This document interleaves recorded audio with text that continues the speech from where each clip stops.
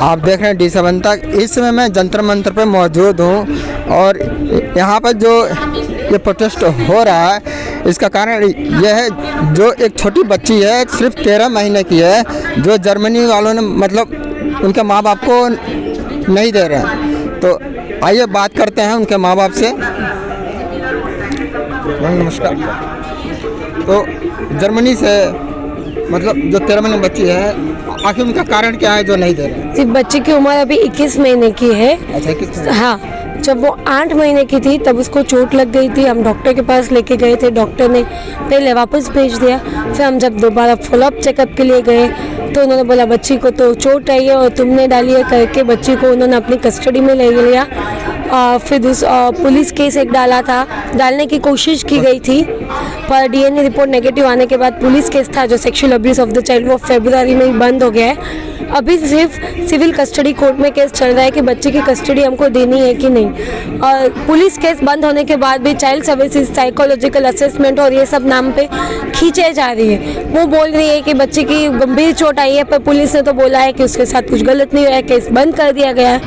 पर अभी वो सिर्फ खींचे जा रही है, समय खींच रही है, समय लग रहा है।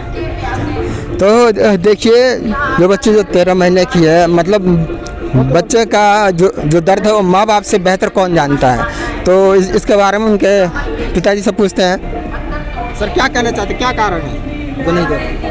अभी तो उन्होंने ये बोल दिया है कि साइकोलॉजिकल इवोल्यूशन होएगा, उसके बाद ही वो लोग कुछ डिसीजन ले सकते हैं। तब तक ट्रायल का डेट भी नहीं दिया गया है। तो अभी साइकोलॉजिकल इवोल्यूशन के लिए वो लोग ने जनवरी से डिसाइड किया था और पिछले 10 महीने हो गए। 10 महीने से वो लोग ने खाली 3 घंटा मतलब लाइक टोटल 3 बार हमारे से बातचीत की है, जिसको लाइक ऑलमोस्ट 10 घंटे बातचीत की है। और अभी भी उन्होंने बोला है कि और भी उन्हें समय लगेगा, और भी कुछ प्रश्न रहेंगे तो वापस इवोल्यूशन या कुछ और भी चलते रहेगा। तो इससे और कितना समय लगेगा वो नहीं पता, और जानबूझ के खींच रहे ऐसा लग रहा है, क्योंकि एक साइकोलॉजिकल इवोल्यूशन को लॉजिकली मुझे नहीं लगता है कि इतना समय लगना चाहिए। और अभी ये चीज़ को समय लग रहा है बेस्ड ऑन दैट। उन लोग ये बोल रहे हैं कि अभी बच्ची तो 1 साल से ज़्यादा तो फॉस्टर फैमिली में रही है और खाली 7.5-8 महीने पेरेंट्स के पास रही है। तो उसका कंटिन्यूटी, स्टेबिलिटी, डेवलपमेंट के लिए उसको फॉस्टर फैमिली में ही रहना चाहिए। इसके लिए हम लोग ये बोल रहे हैं कि लाइक हमारा केस अगर और भी समय लगने वाला है तो उस दरमियान बच्ची को एटलीस्ट अपने इंडिया में अपने परिवार के पास भेज दिया जाए, और हम लोग हमारा उधर जो भी केस है वो कंटिन्यू करेंगे। हम हमारे लिए तो ऐसे भी कोई चीज़ की मदद नहीं मांग रहे हैं, हम हमारा केस उधर लड़ रहे हैं। बच्ची को एटलीस्ट आप इंडिया भेज दो, और वो चीज़ बच्ची का भी अधिकार है उसको इंडिया आने का। पर तो देखिए, इसमें है क्या, आपने जर्मनी एम्बेसी से कांटेक्ट किया था? जर्मनी एम्बेसी में से मेरी वाइफ ने कांटेक्ट किया, हमने इंडियन एम्बेसी से। जर्मनी में हम इंडियन एम्बेसी से भी बात कर रहे हैं, उन्होंने भी चाइल्ड सर्विसेज से बात की थी। और कि बच्ची के, हम पेरेंट्स के लिए नहीं बोले, पर बच्ची एक इंडियन सिटीजन है, वो एक जैन बच्ची, आप उसको नॉनवेज ना खिलाए, और बच्ची के राइट्स के बारे में बात की थी। तो चाइल्ड सर्विसेज ने बोला हमारे लिए सब ये देश में फॉलो करना पॉसिबल नहीं है। तो इंडियन एम्बेसी ने बोला था कि तब बच्ची को इंडिया भेज दीजिए, वहाँ पे उनकी कम्युनिटी के लोग हैं, बच्ची का धर्म संस्कृति वहाँ पे हम बचा पाएंगे। तो चाइल्ड सर्विसेज ने बोला आप लिख के ये दीजिए। फिर उन्होंने बोला कि अभी जैसे विदेश मंत्रालय बोलेगा वो ऐसे वो करेंगे। पर ये करने के बाद चाइल्ड सर्विसेज ने धोखे से बच्ची का पासपोर्ट हमसे छीन लिया है। तो हमें अभी ये डर है कि क्योंकि इंडियन एम्बेसी ने बात की, उन्होंने धोखे से पासपोर्ट छीन लिया, बच्ची की वो नागरिकता बदलना दे, उसको भारतीयता से उसको अगर जर्मन नागरिक बना देंगे फिर भारत सरकार भी कुछ नहीं कर पाएगी। तो देखिए, जो जर्मनी का है रीति रिवाज अलग है, और अपने इंडिया यानी हिंदुस्तान का जो है रीति रिवाज अलग है, और वहाँ से अन्याय को लाना ही लाना है। तो भारत सरकार से आप क्या कहना चाहते हैं? भारत सरकार से हमें पूरी उम्मीद है, हमें पूरी आशा है। हमें पता चल रहा है सरकार अपना काम कर रही है, तो हमें पूरा भरोसा है भारत सरकार अरिया को इंडिया लाके छोड़ेगी।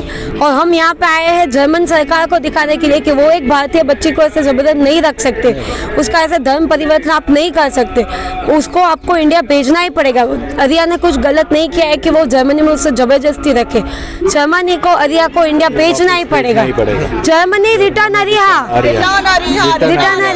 जर्मनी रिटर्न अरिया, अरिया को लाना है, अरिया को लाना है। आप क्या कहना चाहते हैं भारत सरकार से? भारत सरकार अपना काम कर रही है। मुझे जर्मन सरकार के ऊपर कहना है कि लाइक जर्मन सरकार को समझना पड़ेगा कि वो एक जर्मन नागरिक नहीं है, वो इंडियन सिटीज़न है, और उसको ज़बरदस्ती कोई भी दुनिया का कानून ये नहीं कहता है कि लाइक आप उसे जर्मनी मतलब ज़बरदस्ती जर्मन सिटीजनशिप बना दो। और ये दुनिया का कानून ये भी कहता है कि लाइक बच्चे को अगर माँ बाप के पास से लिया जाए टेम्पररी या परमानेंटली, तो एटलीस्ट उसे अपने परिवार के पास भेजा जाए, उसे अपने देश में भी वापस आने का हक है। तो जर्मनी गवर्नमेंट को ये चीज़ समझना पड़ेगा और उसे अपना वापस देश में भेजना पड़ेगा।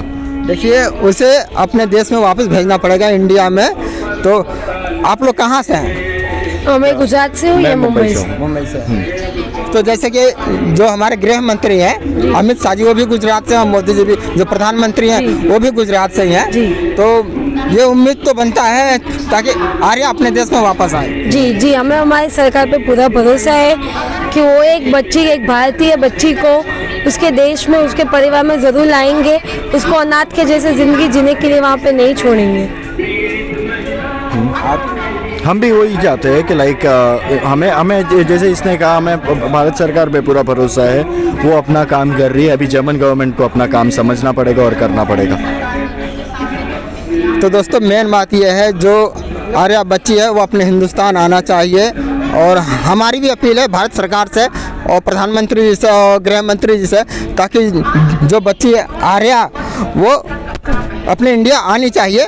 तो आप देखते रहिए D7 तक। कैमरामैन सोनू के साथ अबरार अंसारी, जंतर मंतर, दिल्ली।